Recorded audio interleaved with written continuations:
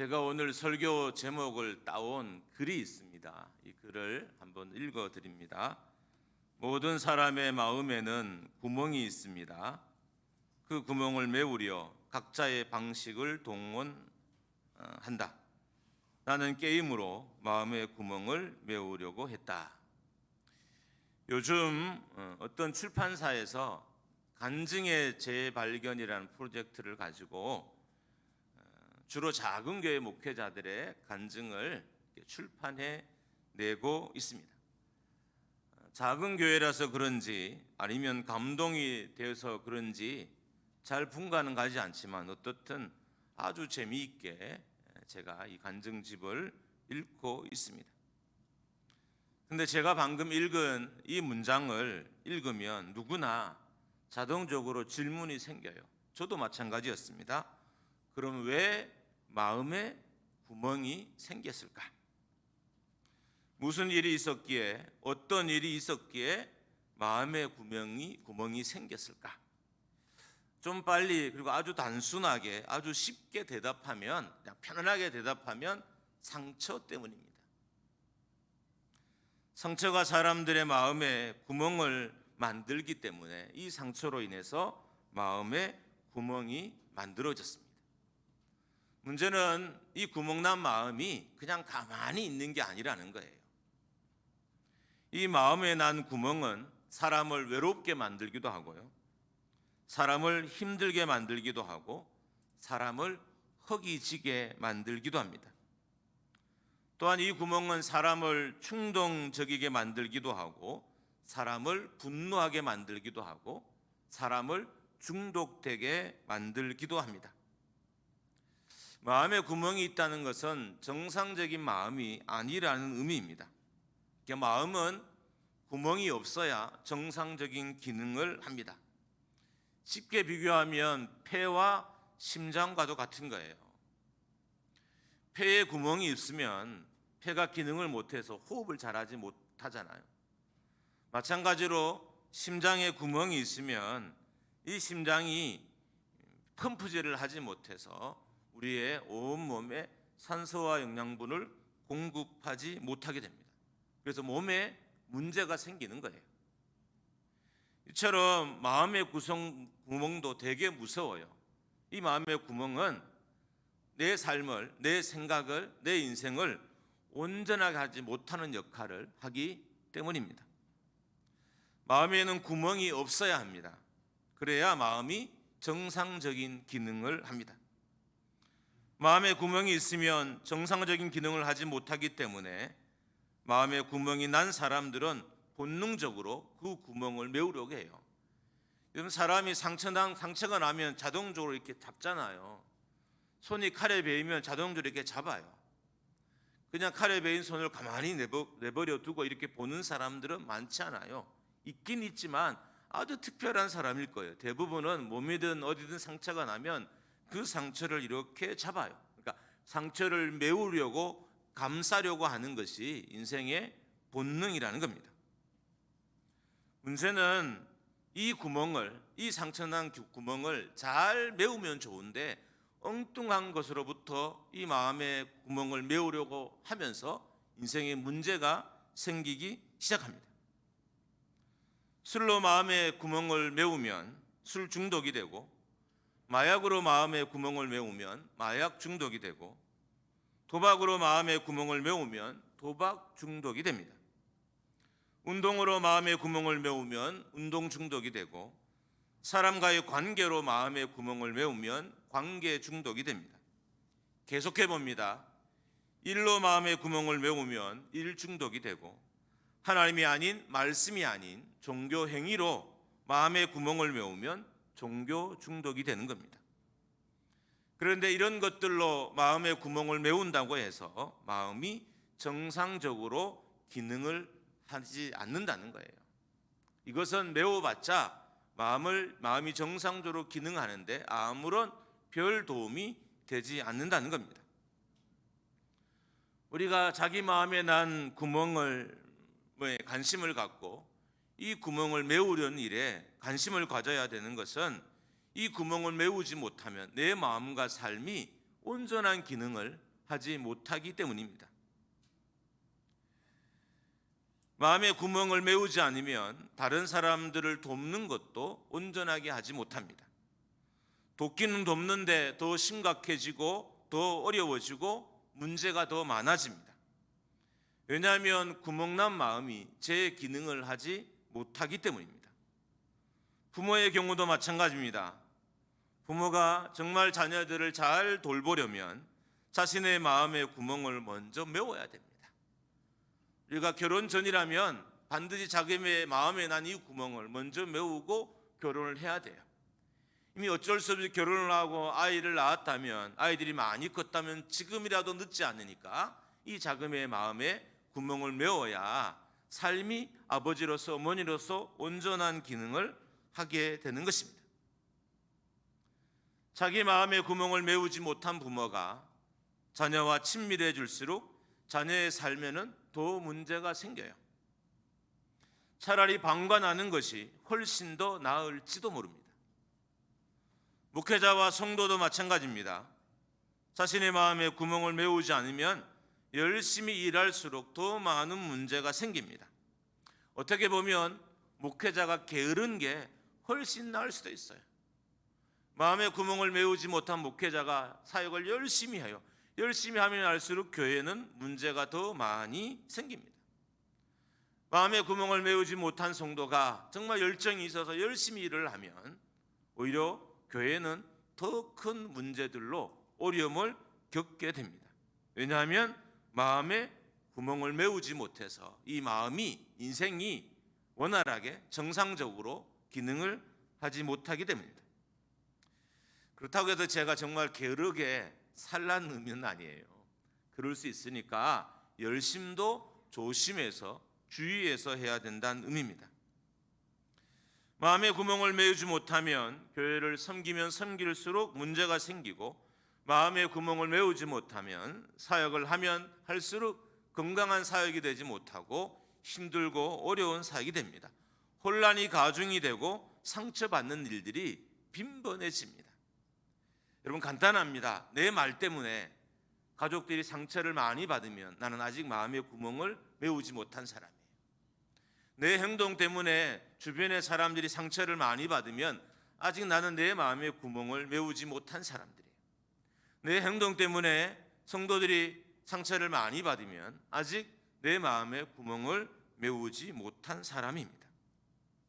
그렇다면 마음의 구멍은 왜 생겼을까? 좀 더 깊게 다뤄보면 근원적으로는, 가장 우선적으로는 아담과 하와의 범죄로 말미암아 마음에 구멍이 생겼습니다. 이 아담과 하와가 지은 죄로 말미암아 우리의 마음이 온전하게 정상적으로 기능을 할 수 없게 되었기 때문입니다. 원죄가 인간의 마음을 정상적으로 작동하지 못하게 했습니다. 이처럼 원죄가 우리의 마음을 온전하게 작동하지 못하게 하는 것처럼 우리가 짓는 자범죄, 지금 짓는 죄들도 이 죄가 많아지고 쌓이면 쌓일수록 우리의 마음이 좋은 기능, 정상적인 기능을 하지 못해요. 상처가 내 마음을 정상적으로 기능하지 못하게 하기도 하지만 내 죄가 내 마음을 정상적으로 기능하지 못하도록 하기도 합니다. 죄의 종로로 갈수록 마음의 구멍은 더 커지게 됩니다. 죄는 그 어떤 것도 보수하거나 새롭게 할 수 없어요. 여러분, 내가 죄를 짓는 이유로 뭔가를 보수하고 뭔가 새롭게 한다면 우리는 죄를 날마다 지을 거예요. 근데 문제는 이 죄는 어떤가를 싸매거나 어떤 것을 감싸거나 어떤 것을 보수하거나 어떤 것을 새롭게 하는데 아무런 도움이 되지 않는다는 겁니다. 죄는 마음과 영혼에 구멍을 만들어 마음과 영혼이 제 기능을 하지 못하게 합니다. 또한 내가 경험한 상처나 결핍이 마음에 구멍을 만듭니다. 어린 시절 경험한 마음의 상처가, 어린 시절 경험한 각종 다양한 결핍들이 마음에 구멍을 만듭니다. 우리가 상처로 인한 결핍으로 인한 마음의 구멍을 메워야 하는 것은 그냥 버려두면 상처난 마음이 내 입술을 주장해서 이상하게 말하게 하고 상처난 마음이 나를 이상하게 행동하기 때문입니다. 우리가 왜 상처난 마음을 버려두면 안 되냐면 이 마음은 가만히 있는 것이 아니라 계속 작동을 해요. 작동을 해서 남을 상처 주는 말을 하게 하고 상처 주는 행동을 하게 하기 때문입니다. 결핍을 경험한 마음이 나를 말하게 하고 나를 행동하게 됩니다. 문제는 이 결핍을 경험한 마음이, 상처를 경험한 마음이 말하지 못하도록 해야 돼요. 이번 따라합시다. 상처는 끊임없이 말합니다. 할렐루야. 상처는 끊임없이 말해요. 어떤 형식이냐면 상처난 마음은 끊임없이 말한다는 의미예요. 상처난 마음이 가만히 있는 것이 아니라 끊임없이 말을 해요. 그래서 말로, 때로는 행동으로 사람들을 상처 주고 괴롭고 힘들게 합니다. 상처 입은 마음이기 때문에 정상적인 말을 하지 못합니다. 남의 의지를 빼앗는 말, 남을 무시하는 말, 들으면 영원히 죽는 말, 상처가 되는 말을 합니다. 그렇기 때문에 마음의 구멍을 빨리 메워야 돼요. 결혼하기 전에, 더 늦기 전에, 더 많은 실수와 범죄를 저지르기 전에 내 마음의 구멍을 빨리 메워야 합니다. 결핍도 마찬가지입니다. 결핍을 경험한 마음을 메우지 못하면 결핍을 경험한 마음이 아무 말이나 하게 하고 아무 행동이나 하게 하는 거예요.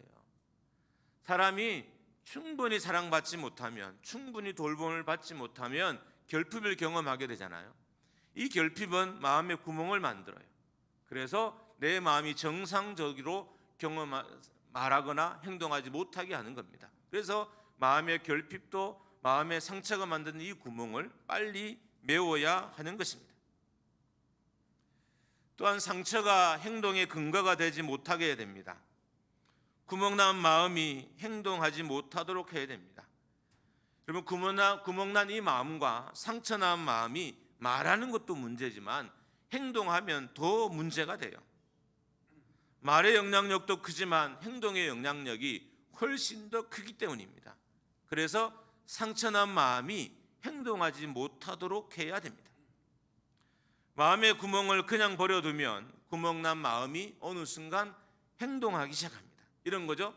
처음에는 이 구멍난 마음이 말을 하다가 나중엔 이 구멍난 마음이 행동하게 돼요. 원래 이런 거예요. 사람이 말을 많이 하면 어느 순간 그 말을 행동으로 옮기게 돼 있어요. 그 상처난 마음이 계속 말을 하잖아요. 어느 순간 이 상처난 마음이 행동까지 하게 해요. 문제는 행동까지 하게 되면 이게 치명적이 된다는 거예요. 엄청 고통스러운 일이 된다는 것입니다. 말도 영향력이 크지만 행동의 영향력은 훨씬 더 큽니다.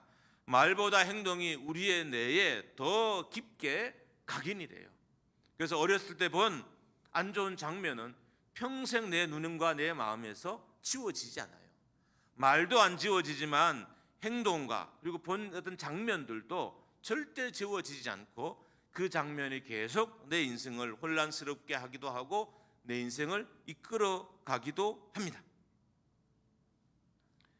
부모의 잘못된 행동을 본 자녀들은 평생 그 행동의 종로로 타게 돼요. 아버지가 폭력적이면 자녀들도 그 아버지의 행동에서 못 벗어나요. 폭력성을 벗어나기가 어려운 거예요. 아버지가 알코올 중독이면 이 알코올 중독에서 벗어나기 어려워요. 늘 술 마시던 아버지의 모습을, 어머니의 모습을 지워버릴 수가 없는 거예요. 행동이 그만큼 무서운 거예요. 그래서 구멍난 마음이 말하지도 못하게 해야 하고 또한 행동하게 하지도 못하게 됩니다. 그래서 상처난 마음이 행동하기 전에 그 마음을 메워야 됩니다. 자, 그러면 어떻게 메울 수 있을까요? 오늘 본문은 우리의 상처를 싸매시는 분, 이 상처를 메우시는 분이 하나님이라고 소개합니다. 시편 147편 3절입니다. 표준 세번역으로 같이 읽어봅니다. 시작. 마음이 상한 사람을 고치시고 그 아픈 것을 싸매어 주신다. 마음이 상했다는 게 어떤 의미냐 하면 속 사람이, 마음이, 의지가, 가슴이, 영혼이 산산조각 났다는 거예요. 마음이 상했다는 것, 이것은 그 사람의 의지와 그 사람의 영혼이 산산조각 났다는 거예요. 으스러지고 깨뜨려졌다는 거예요.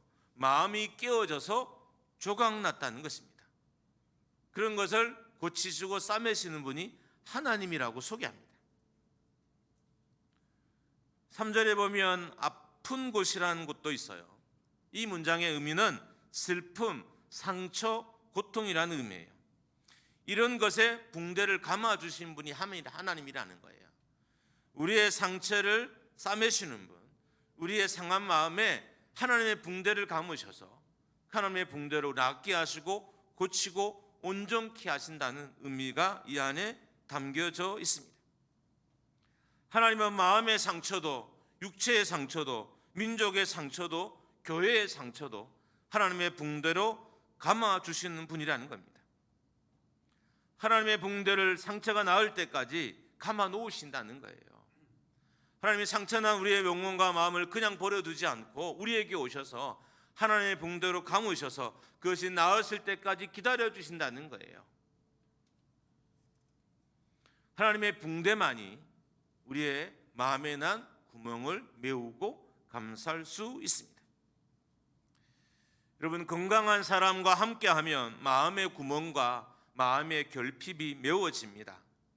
건강한 가정과 함께하면 마음의 결핍과 구멍이 메워집니다. 건강한 사람과 일을 하면 마음의 구멍이 메워지는 거예요. 그래서 우리가 건강한 사람들과 일하는 것을 찾아야 돼요. 그런 직장을 찾고 교회라면 그런 교회를 찾고 찾아내야 돼요. 왜냐하면 그런 사람들과 함께하는 것만으로 해서 내 마음에 또 내 영혼의 결핍이 메워지기 때문인 거예요. 그래서 건강함은 힘이 있습니다. 자, 그렇다면 건강한 사람과 함께하는 것으로도 이런 상처의 회복이 일어나는데 온전하고 완전하신 하나님과 함께하면 어떤 역사가 일어날까요? 제가 하고 싶은 이야기가 이거예요. 좋은 말을 하고 좋은 결정을 하고 좋은 행동을 하고 좋은 가치관으로 살아가는 것만으로도 내 마음과 상처에 메워진다면 온전하신 하나님, 완전하신 하나님과 함께하면 내 인생이, 우리 인생이 어떻게 될 거냐는 거예요. 메워지고 온전해지고 깨끗해지고 완전해지는 것입니다. 왜냐하면 하나님은 우리의 창조주이시고 하나님은 우리를 온전히 다스리는 분이시기 때문입니다. 하나님은 우리의 육체만 다스리는 분이 아니라 우리의 영혼도 다스리시고 우리의 마음도 다스리시고 그가 만드신 모든 것을 온전하게 다스리는 분이에요. 하나님이 다스린다는 것은 온전하고 완전하게 다스린다는 의미인 겁니다. 근데 하나님의 완전한 통치, 하나님의 온전한 통치를 우리가 언제 경험할 수 있을까요? 어떤 공동체가 경험할 수 있을까요? 어떤 성도가 경험할 수 있을까요? 하나님의 통치를 완전하게 인정하는 사람. 하나님이 우리 교회를 온전히 다스리고 온전히 세워주시던 사실을 믿고 그 하나님의 통치 앞에 무릎을 꿇고 기도하고 엎드리는 사람, 그 교회와 그런 사람들을 고치시고 만지시고 새롭게 하시는 거예요. 하나님은 완전하신 분인데, 하나님은 온전하신 분인데 그 온전하심과 그 완전하심을 인정하는 사람에게만 나타내 보이시고 역사하시는 분이시라는 겁니다. 계속 말하면 건강한 사람과 함께하는 것에 이 큰 변화가 있다면 완전하신 하나님과 함께한다면 어떤 변화가 우리 인생에 일어날까요? 메우지 못할 인생의 구멍이 없는 거예요. 마음에 어떤 구멍이 나도, 상처의 구멍이 나도, 결핍의 구멍이 나도 하나님은 그 구멍을 다 메우실 수 있는 분이시라는 겁니다. 하나님은 우리의 영혼도 다스리시고 우리의 마음도 다스리시고 그가 만드신 모든 것을 다스리신 분입니다. 하나님의 통치가 임하면 모든 것이 다 온전해져요. 그래서 하나님의 붕대가 우리의 마음을 싸매면 구멍이 메워지는 겁니다. 여러분, 하나님을 인정하는 것, 하나님 특별히 온전하심을 인정하신 것, 완전함을 인정하는 것은 하나님에게 내 영혼과 내 마음의 상처를 맡기는 것과 똑같은 거예요. 그런데 하나님이 다가오셔서 하나님의 붕대로 우리의 마음에 난 구멍과 결핍들을 감싸주시는 거예요. 그러면 이 마음의 상처들이, 이 영혼의 상처들이 온전해져서 온전한 사역자로 하나님의 사람들로, 하나님의 백성으로 이 땅을 살아갈 수 있게 되는 것입니다. 하나님은 우리의 영혼에 새 살을 나게 하시는 분이에요. 한번 따라합니다. 하나님은 나의 영혼에 새 살을 나게 하시는 분이십니다. 그러면 상처가 있잖아요. 새 살이 나면 상처가 매워요. 새 살은 상처를 메워요. 근데 영혼의 새 살을 나게 하시는 분이 하나님이시라는 거예요. 하나님의 온전하심과 완전하심을, 하나님이 우리의 가정과 내 삶과 내 사역과 내 인생을 온전히 통치하신 분이라고 인정하면 알수록 내 영혼은 새 살이 나서, 내 마음의 구멍에는 새 살이 나서 그 구멍이 메워지고 영혼의 결핍들이 메워진다는 거예요. 그래서 온전하고 또 건강하게 말하고 사역하고 행동할 수 있게 되는 것입니다. 하나님은 나를 세우시는 분이시며, 하나님은 흩어진 백성을 모으시는 분이시며, 하나님은 마음에 상처난 자를 고치시는 분이시며, 하나님은 하나님의 붕대로 인간의 상처를 싸매주시는 분이십니다. 하나님의 붕대가 감겨지면 어떤 것도 새롭게 되고 고쳐질 수 있습니다. 말씀을 전하면서 이런 생각이 들어요. 하나님이 아직까지 목장교회를 하나님의 붕대로 다 감싼 것 같지는 않아요. 근데 지금 느낌이에요. 제가 뭐 환상을 보고 이런 게 아니고 느낌. 오늘 제가 예배를 드리며 갖는 느낌은 하나님이 붕대를 감으시려고 준비하신다는 느낌은 들어요. 할렐루야. 여러분 얼마나 행복한 일이에요. 이 행복한 일에는 아멘이 커야 되지 않을까요? 하나님이 우리 교회를 상처를 싸매시려고 지금 붕대를 준비하고 계신 느낌이 들어요. 할렐루야. 여러분의 영혼과 인생도 마찬가지예요. 하나님이 하나님의 붕대로 여러분을 감싸려고 준비하고 있어요. 싸매지면 고침을 받을 거예요. 싸매지면 낫게 될 거예요. 싸매지면 온전하게 될 겁니다. 그 역사가 우리 교회 가운데 일어나기를 주님의 이름으로 축원합니다. 할렐루야. 하나님은 오늘 우리 가운데 당신의 붕대를 가지고 서 계십니다. 상처난 마음을, 결핍된 마음을 싸매시려고 우리 가운데 서 계십니다. 우리가 해야 될 일이 뭘까요? 이 하나님의 통치 안으로 우리가 들어가는 거예요. 하나님의 완전하신 마음으로 내가 들어가면, 나의 영혼이 들어가면, 나의 삶이 들어가면 하나님의 붕대가 여러분의 상처를 치료하실 것이고 여러분의 결핍을 채워주실 것입니다. 할렐루야. 여러분 어떤 결핍도 하나님의 붕대는 다 채울 수 있는 거예요. 여러분 사람은 사람의 결핍을 채우지 못해요. 여러분 제가 아무리 좋은 목회자가 돼도요, 제가 구미 땅에 40만 넘는 42만 되는 구미 시민이 저한테 한 명도 욕을 하지 않아요.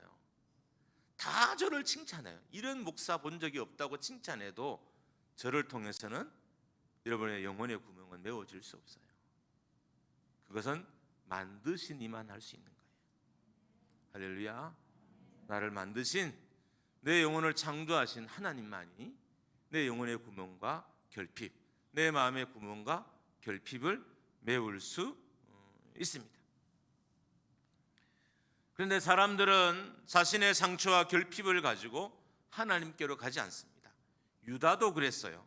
호세아 5장 13절입니다. 표준 세번역으로 같이 한번 읽습니다. 시작. 에브라임이 자기의 중병을 깨닫고 아시리아로 가고 유다는 제 몸에 난 상처를 보고 그 나라의 대왕에게 특사를 보냈다. 그러나 그 대왕이 너희의 중병을 고치지 못하고 그가 너희의 상처를 치료하지 못한다. 하나님은 이스라엘의 치료자셨어요. 수없이 하나님이 치료하신 분이라고 이스라엘에게 말씀하셨음에도 불구하고 이스라엘 백성들은, 유다 백성들은 자신의 상처를 가지고 아수르라는 나라에 갔어요. 특히 오늘 여기 등장하는 이 야렙이라는 대왕은 디글렛 빌렛의 3세로 추정해요. 그러니까 왕에게 간 거예요. 하나님 분명히 자신이 이스라엘의 치료자라고 말씀하셨음에도 불구하고 유다 백성들은 하나님께 그들의 상처를 가져가지 않고 오히려 이방 나라 왕에게 다가가서 그들을 위로해주고 고쳐달라고, 보호해달라고, 안전하게 되려고 구했던 것입니다. 심지어 유다 백성들은 자신의 병도 알았어요. 자신의 병이 얼마나 심각한지, 자신의 상처가 얼마나 심각한지 알았어요. 중병인지 심각한 상처인지 알았음에도 불구하고 하나님께로 가지 않고 이방 나라, 이방 왕에게 다가갔습니다. 아수르에게 갔고 야렙에게로 갔다 그랬어요. 야렙은 앞에서 말씀드렸던 것처럼 아수르 왕인데 디글랏필레셋 3세로 추정합니다.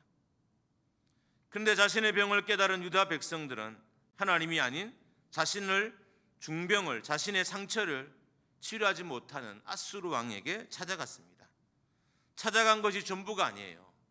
이스라엘 백성들이, 유다 백성들이 그냥 아수르 왕을 찾아가기만 했을까요? 아니에요. 호세아서 10장 6절을 보면 거기 가서 어떤 짓을 했는지 표준세번으로 보면 명확하게 나와요. 다시 한번 호세아 10장 6절을 같이 읽습니다. 시작. 사람들이 금송아지를 아시리아로 가지고 가서 대왕에게 선물로 바칠 것이다. 그러나 에브라임이 대가로 받아오는 것은 수치뿐일 것이다. 끝내 이스라엘은 우상을 섬긴 일로 수치를 당하고야 말 것이다. 여기 선물을 드렸다고 되어 있는데 이 선물은 히브리 말로 번제, 소제를 의미하는 민하라는 단어예요. 그러니까 이방인 나라에게 간 것뿐만 아니라 가서 하나님께 드려야 될 제사를 드렸다는 거예요. 하나님께 드릴 예물을 이방 왕에게 드렸다는 거예요. 하나님이 수없이 내가 치료자라고, 내가 고치는 자라고, 너를 낫게 하는 자라고, 너희가 돌아오면 너 상처를 싸매어 주실 거라고 수없이 말씀하셨음에도 불구하고 이스라엘 백성들은 고치지 못할 이방 왕에게 가서 하나님께 드려야 될 예물을 드리면서 제사를 드렸던 것입니다. 예물을 드리고 숭배했다는 겁니다. 진정한 치료자를 두고 치료하지 못할 왕에게 가서 심지어 하나님께 드려야 할 예물을 그들에게 드리며 그들에게 절을 했습니다. 그렇기 때문에 회복이 되지 않았던 거예요. 회복의 길을 두고 엉뚱한 길을 간 거예요. 회복이 여기 있다면 이 길로 간 거예요. 그래서 이스라엘이 낫지 않고 고쳐지지 못했던 것입니다. 말라기 4장 2절에 의하면 하나님은 치료의 강선을 비추시는 분입니다. 공의로운 해가 떠올라서 치료하는 강선을 비춘다고 하셨습니다. 이 말씀은 의로운 해가 떠올라서 그 날개로 치료한다는 거예요. 의로운 날개가 떠올라서 그 의로운 날개가 날개 덮듯이 이스라엘 백성을 덮여서 그 백성을 치료하실 것이라는 의미인 것입니다. 하나님이 치료의 날개로 그 백성을 덮으신다는 거예요. 하나님은 하나님의 붕대로 그 백성의 상처가 나을 때까지 감으시는 분이십니다. 그 영혼의 상처를 메우시고 그 마음의 구멍을 메우시는 분이 하나님이십니다. 그래서 우리는 우리의 상처와 아픔과 구멍난 마음과 영혼을 가지고 누구에게 가야 되냐? 하나님께로 돌아가야 되는 것입니다. 하나님은 도시를 치료하시고, 하나님은 가정을 치료하시고, 하나님은 민족을 치료하시고, 하나님은 교회를 치료하십니다. 어떻게 될까요? 그럼 당연히 우리가 하나님께로 가야 되죠. 제가 이 문장을 짧게 읽을 테니까 우리 종종했죠? 아멘으로 한번 크게 답했으면 좋겠습니다. 하나님은 도시를 치료하십니다. 하나님은 가정을 치료하십니다. 하나님은 민족을 치료하십니다. 하나님은 교회를 치료하십니다. 그러니까 누구에게 돌아갈까요? 하나님께로 돌아가야 하는 겁니다. 하나님 앞에 있어야 합니다. 하나님 앞에 온전히 서 있으면 완전하신 하나님의 통치가 우리의 구멍난 마음을, 우리의 상처난 영혼을 메워서 회복시켜 주실 것입니다. 예배 가운데 하나님의 통치를 온전히 인정하십시오. 그럼 하나님의 예배 가운데 하나님의 통치가 임하게 될 것이고, 그 하나님의 완전하신 통치가 구멍난 영혼과 상처를 고치실 것입니다. 우리 예배 가운데 그런 역사가 일어나기를 주님의 이름으로 축원합니다. 할렐루야, 할렐루야. 하나님을 인정하시면 돼요. 예배 가운데 임하신 아버지를 인정하시면 돼요. 그분의 완전하심과 온전하심을 인정하시면 그분은 치료의 붕대를 갚으시고 광선의 날개를 펼치사 우리 영혼과 삶을 덮으시고 싸매주셔서 영혼의 상처, 마음의 구멍, 영혼의 구멍을 채살을 나게 하셔서 다 메워주신다는 겁니다. 여러분, 제가 지금도 이렇게 멋진데 비웃는 분이 있으시네요. 내 영혼의 상처가 메워지면 얼마나 멋있는 목사가 될까요? 할렐루야. 여러분이 지금 이렇게 멋있는데 여러분 마음의 구멍이 메워지면 얼마나 멋있는 성도가 될까요? 한번 되어봅시다. 그럼 한번 해보고 싶지 않으세요? 교회가 커지고 영광스러운 것도 중요하지만 이게 교회의 본질이 아닐까요? 그러려면 하나님의 완전하심과 온전하심을 인정해야 됩니다. 그럼 그분의 완전하심이 이곳에 임할 거고, 그 완전하심이 구멍난 우리의 영혼과 마음의 상처를 메우실 거예요. 마음의 구멍과 영혼의 구멍을 메우실 것입니다. 기도 가운데 하나님의 통치를 온전히 인정하면 기도의 능력을 경험하게 됩니다. 가정이 하나님의 통치를 온전히 인정하면 가정이 회복됩니다. 직장과 사업장이 하나님의 통치를 온전히 인정하면 가정과 직장과 사업 가운데 하나님의 회복의 역사를 허락해 주시는 것입니다. 왜냐하면 그분은 완전하시기 때문입니다. 그리고 우리도 그분처럼 완전하기를 기대하시고 소망하시는 분이에요. 내가 온전한 것처럼 너희도 온전해라. 내가 완전한 것처럼 너희도 완전해라. 내가 거룩한 것처럼 너희도 거룩해라 라고 말씀하시는 분이신 거예요. 우리가 인정하면, 받아들이면, 그분을 그렇게 높이면 내 마음에 있는 삶에 있는 어떠한 구멍과 결핍이라도 그분이 다 메우시고 새살을 나게 하실 것입니다. 이 역사가 우리 교회 가운데 가득 메워지기를 주님의 이름으로 축원합니다. 할렐루야. 그럼 반대로 세상을 의지하면 구멍은 점점 더 커집니다. 세상을 의지하면 의지할수록 마음의 구멍은 훨씬 더 커집니다. 공허도 커지고 허전함도 커져요. 여러분이 요즘 정말 허전함이 점점 더 많아지면, 공허함이 점점 더 많아지면 여러분이 지금 세상을 바라보고 세상을 향해 가고 있다는 의미인 거예요. 세상이 우리에게 주는 선물은 공허와 허전, 텅 빈 것뿐인 거예요.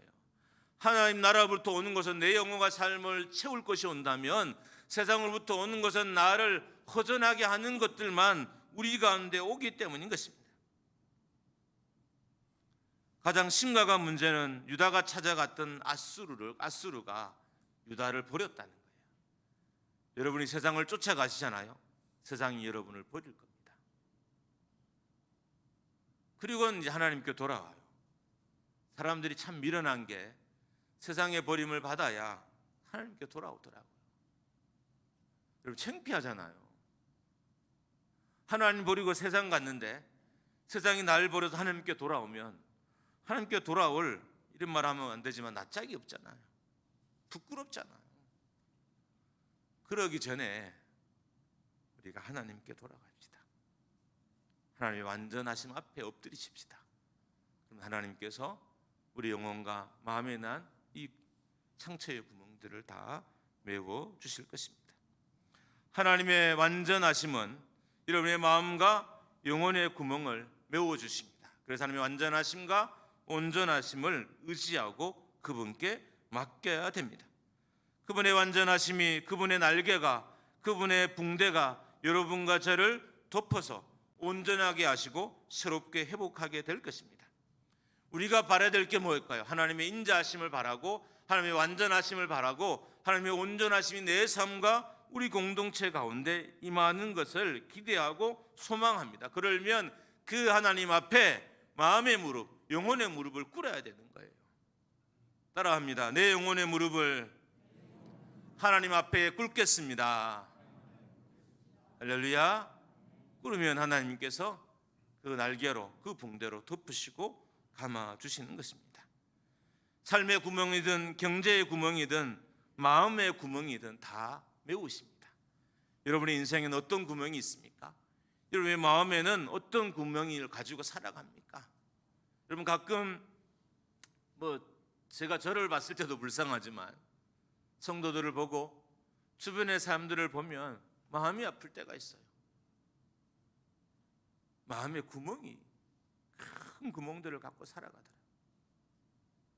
근데 그 구멍을 가지고, 구멍이 있는 건 그냥 그렇다고 쳐요. 하나님께로 오지 않는다. 그 구멍을 메우기 위해서 자꾸 세상으로 가요. 제가 말씀으로 아무리 권면해도 아멘하고는 다시 세상으로 가버리시고, 제가 막 눈물을 펑펑 울면서 권면을 해도 다시 세상. 여러분 세상이 그렇게 좋으신가요? 세상이 여러분을 버리잖아요. 진급에서 버리고, 임금을 받는 일에서, 대우에서 여러분을 버리고, 수없이 버림 당했잖아요. 그런데 그렇게 좋다고 왜 세상을 이렇게 쫓아가시나요? 이제는 진짜 내 영혼과 마음의 구멍을 메우실 하나님 앞에 하나님께 돌아와 그 앞에 무릎 꿇는 저와 여러분이 되기를 주님의 이름으로 축복합니다. 우리 함께